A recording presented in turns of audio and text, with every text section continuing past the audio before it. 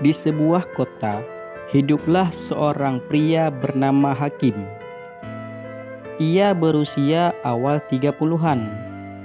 Namun, kehidupan yang ia jalani membuatnya tampak jauh lebih tua. Hakim adalah seorang yang dikenal karena gaya hidupnya yang penuh maksiat. Ia menghabiskan malam-malamnya di klub malam, meja judi, atau pesta-pesta yang penuh dengan minuman keras dan wanita. Namanya sering menjadi bahan pembicaraan orang-orang di sekitarnya, terutama karena ia berasal dari keluarga yang taat beragama. Ayahnya adalah seorang ustadz terpandang di kota kecil tempat Hakim dibesarkan, dan ibunya seorang guru Al-Quran. Namun, meninggalkan ajaran agama yang diajarkan oleh kedua orang tuanya sejak kecil. Ayahnya meninggal saat Hakim baru menginjak usia 17 tahun dan telah membuatnya merasa bebas. Ia mulai terjerumus ke dalam pergaulan buruk, mencari pelarian dari rasa kehilangan yang mendalam. Meski hidup dalam kegelapan, Hakim masih sering teringat pada masa kecilnya saat itu. Ia adalah anak yang rajin mengaji dan sholat berjamaah bersama ayahnya. Ia juga sering membantu ibunya mengajarkan anak-anak di sekitar rumah untuk membaca Al-Quran. Namun, kenangan itu kini terasa seperti bayangan yang jauh, tertutup oleh lapisan dosa yang terus menumpuk. Hakim hidup tanpa arah. Pekerjaan yang ia miliki sebagai pegawai kantor hanya menjadi formalitas. Ia sering absen dan datang terlambat, atau bahkan mabuk di saat bekerja. Tak heran, akhirnya ia dipecat. Namun, pemecatan itu tidak membuatnya sadar. Sebaliknya, ia semakin tenggelam dalam dunia malam. Hakim mulai berutang pada rentenir untuk membiayai kebiasaannya berjudi. Ia juga sering terlibat dalam perkelahian akibat hutang-hutangnya yang menumpuk.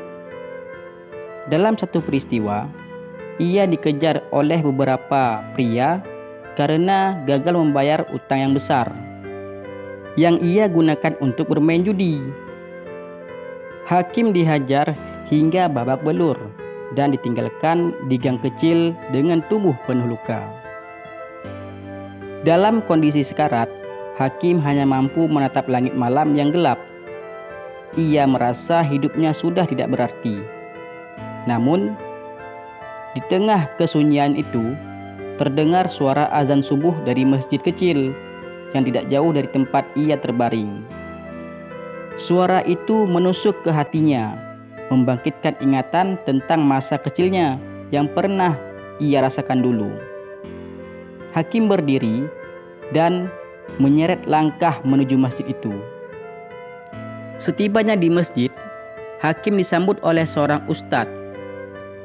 Melihat kondisi Hakim yang babak belur, ustadz tersebut segera membawanya masuk dan merawat lukanya. Setelah selesai, ustadz tersebut berkata, "Anakku, apa yang membawamu ke sini di tengah kondisi seperti ini?"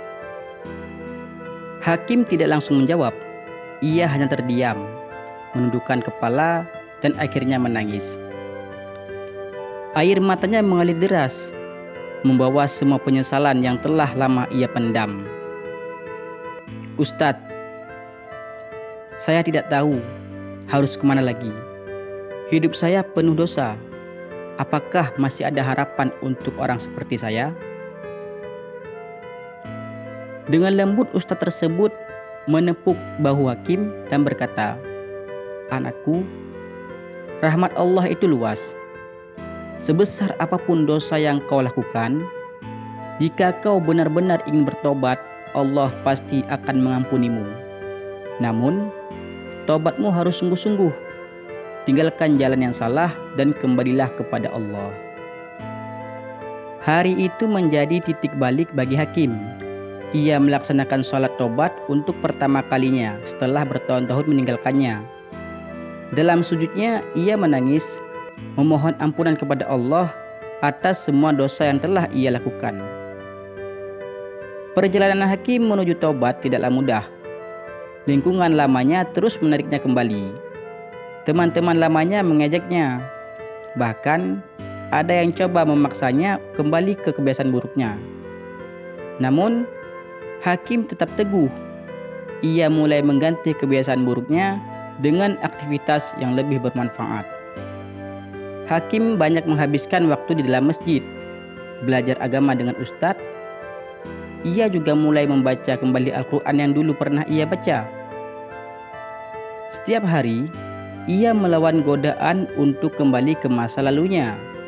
Ia juga bekerja keras untuk melunasi hutangnya. Salah satu langkah besar yang Hakim ambil adalah meminta maaf kepada orang-orang yang telah ia sakiti.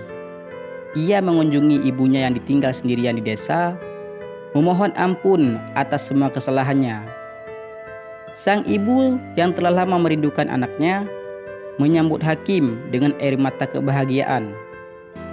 "Nak, ibu tidak pernah berhenti mendoakanmu. Ibu tahu Allah akan membawamu kembali." Setelah beberapa tahun berjuang, Hakim mulai menemukan kedamaian dalam hidupnya. Wajahnya yang dulu kusam kini tampak bercahaya. Ia tidak hanya menjadi pribadi yang lebih baik, tetapi juga mulai membantu orang lain yang sedang berjuang seperti dirinya. Hakim mendirikan sebuah komunitas kecil di masjid tempat ia bertobat. Ia mengajak para pemuda yang terjebak dalam dunia maksiat untuk kembali ke jalan yang benar. Ia berbagi cerita tentang perjalanan hidupnya, tentang bagaimana ia hampir kehilangan segalanya, tetapi menemukan rahmat Allah di saat-saat ia tersesat dalam hidupnya. Banyak pemuda yang terinspirasi oleh cerita Hakim. Mereka melihat bahwa jika Hakim, seorang yang begitu jauh dari agama, bisa kembali, maka mereka pun bisa. Komunitas itu tumbuh menjadi gerakan positif di lingkungan mereka, membawa perubahan besar bagi banyak orang. Hidup Hakim kini dihabiskan untuk berdakwah dan membantu sesama. Namun, ia tidak pernah melupakan masa lalunya.